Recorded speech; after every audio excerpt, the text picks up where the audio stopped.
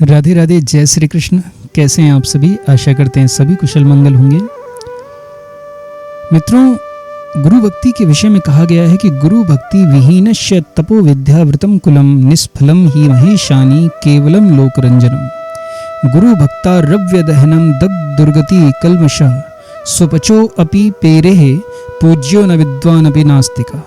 धर्मार्थ कामई किल्वश्य मोक्षस्तस्य करे स्थिति सर्वार्थे श्री गुरुदेवी यश भक्ति स्थिरा सदा। अर्थात भगवान शिव माता पार्वती से कह रहे हैं कि हे देवी, कोई मनुष्य बहुत बड़ा तपस्वी विद्वान कुलीन सब कुछ ही क्यों ना हो, किंतु यदि वह गुरु और गुरु भक्ति से विहीन है तो उसका तपस्वी विद्वान कुलीन आदि होना व्यर्थ होता है। अतः उसकी विद्या कुलीनता और उसकी तपश्चर्या लोक रंजन तो कर सकती है, किंतु उसका कोई भी फल प्राप्त नहीं होता है। जिस व्यक्ति ने गुरु भक्ति रूपी अग्नि से अपने पाप रूपी काष्ठों को स्वाहा कर दिया है, यदि वह व्यक्ति चांडाल भी है तो संसार में आदर के योग्य है। इसके विपरीत जो व्यक्ति विद्वान होते हुए भी गुरु की भक्ति ना करे, वह नास्तिक के समान आदरणीय नहीं होता है। जिस प्रकार से एक नास्तिक व्यक्ति होता है ना, वैसी ही संज्ञा उस व्यक्ति को दी जाती है जिसने कभी गुरु धारण नहीं किया है। यह आध्यात्मिक विषय, लेकिन जरा विचार कीजिए कि क्या इस भौतिक जगत में आज कलयुग में क्या गुरु का महत्व वास्तव में है? जी हाँ, है। क्यों? क्योंकि ये वैज्ञानिक भी जानते हैं कि अंततोगत्वा हमें इस संसार को छोड़कर जाना है, और इस संसार से जाने के बाद जो परमात्मा की प्राप्ति का साधन हमारे लिए है, उसको सुलभ करने के लिए हमें एक मार्गदर्शक की आवश्यकता है और एक ऐसे गुरु की आवश्यकता है जो हमें एक सच्चा रास्ता दिखाकर हमें परमार्थ और परमात्मा की ओर अग्रसर कर दे। तो मित्रों, इसी उद्देश्य को लेकर हमारे सनातन धर्म में गुरु दीक्षा का एक बड़ा ही सुंदर संस्कार बनाया गया है, और इस संस्कार का पालन करने के लिए ही साल में एक बार आषाढ़ मास की पूर्णिमा को हम गुरु पूर्णिमा के रूप में भी मनाते हैं। ऐसा माना जाता है कि गुरु पूर्णिमा के दिन ही श्री वेद व्यास जी का जन्म हुआ था। वही वेद व्यास जी जिन्होंने इस मानव जाति को सबसे पहली बार चारों वेदों का प्रतिपादन किया था, और इसी कारण से वेद व्यास जी को सृष्टि के प्रथम गुरु के रूप में भी माना जाता है। अब आपके मन में यह इच्छा जरूर उत्पन्न हो रही होगी कि आखिर ये दीक्षा संस्कार होता क्या है।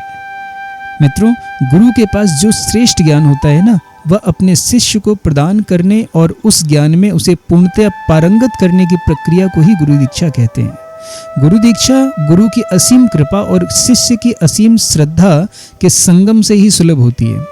गुरु गीता में ऐसा कहा गया है गुरु दीक्षा के विषय में कि गुरु मंत्रो मुखे यस्य तस्य सिद्ध्यन्ति नान्यथा दीक्षा सर्व कर्माणि सिद्ध्यन्ति गुरुपुत्र के। अर्थात जिस व्यक्ति के मुख में गुरु मंत्र है, उसके सभी कार्य सहज ही सिद्ध हो जाते हैं। गुरु दीक्षा के कारण शिष्य सर्व कार्य सिद्धि का मंत्र प्राप्त कर लेता है। देखिए, दीक्षा देने या दीक्षा लेने के कई सारे तरीके होते हैं।